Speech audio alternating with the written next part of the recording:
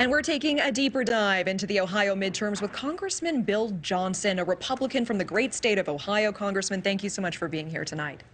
Good to be with you, Natasha. And we know your district is in eastern Ohio, bordering Pennsylvania and what many consider to be the Rust Belt of the Midwest. What are the top issues or the top issue on your constituents' minds heading into Election Day? Look, it remains inflation, the high cost of gas, the high cost of groceries, the high cost of energy to heat our homes, cook our food. People here are really disgusted with the policies of the Biden administration. They're seeing crime running rampant through great cities across the country. They know the border is unsecure.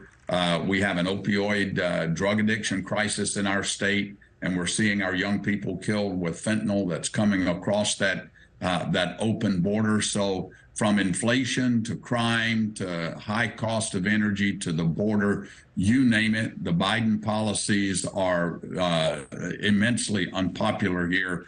I think it's going to be a big night for Republicans on Tuesday. Meanwhile, we're also tracking this tight Senate race in your state, and Republican J.D. Vance is endorsed by former President Trump. We just played that sound earlier of Trump attacking DeSantis last night, calling him, quote, "desanctimonious."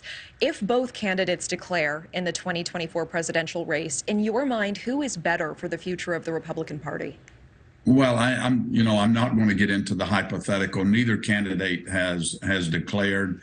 Right now, my focus and the focus of the House representatives, my colleagues, is winning back the majority both in the House and the Senate, because I think J.D. Vance is going to win, and then holding the Biden administration accountable. When candidates begin to actually announce their candidacy for president, then we can have those kinds of discussions. Yeah, I hear you. But if you would play ball for me with me for just one moment, if they both declared tonight, who would your pick be?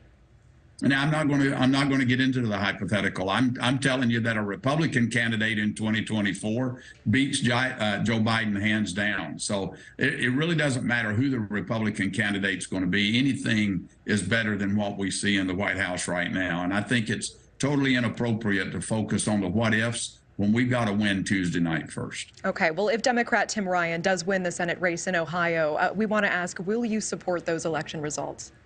Oh, I'm going to support the voters of Ohio. Ohio has always done it right.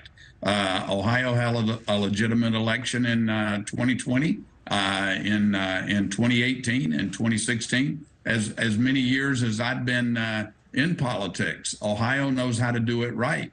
I'm very proud of the work of our Secretary of State, and so I have no reason to doubt that I would support the results of the election. But again, I think J.D. Vance is going to win against a guy that has voted for these egregious policies 100% of the time.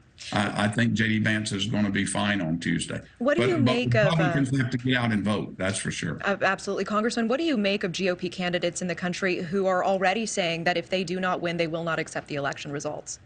I can't speak for them. I can only tell you that the fundamental right to vote, election integrity, and election credibility is something that is on everybody's mind. But ultimately, it's up to the state legislatures. That's where the authority to conduct and enforce federal elections within the states, it's up to the state legislatures to make sure that it's done right. I'm proud to say that in Ohio, we do it right. All right, Congressman Bill Johnson, I appreciate your time tonight. Thank you.